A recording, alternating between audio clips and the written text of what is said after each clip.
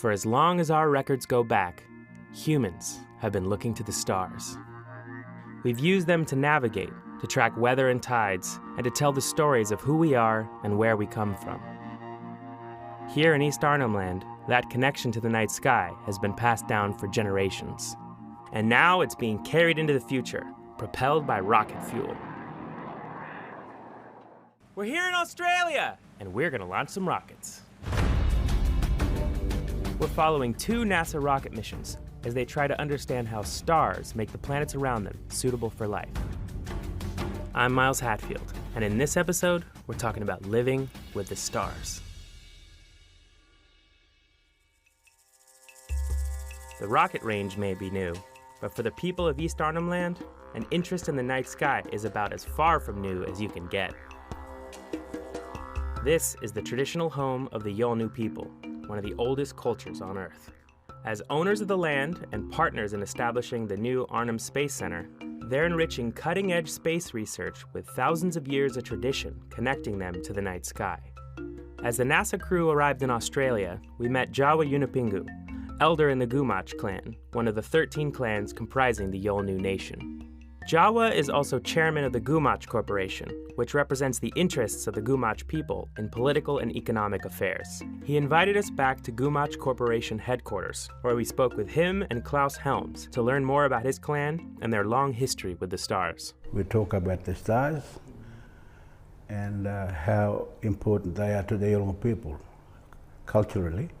You know, instead of compasses, we followed the stars to get to where we wanted to get to. One of the stories Jawa told us was about a prominent cluster of stars known to Westerners as the Pleiades. Cultures all over the world have stories about the Pleiades, which are often portrayed as siblings. The Gumatj story tells of 7 sisters who rowed across the sky in a large canoe.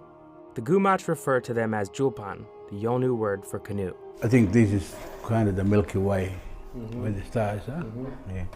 And the 7 sisters, we sing that in our song lines of the Julpan, them.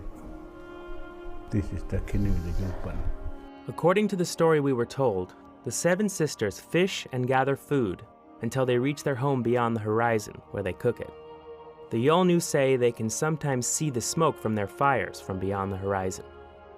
In the stories, they look down and look up at the country as well as the people that they were once.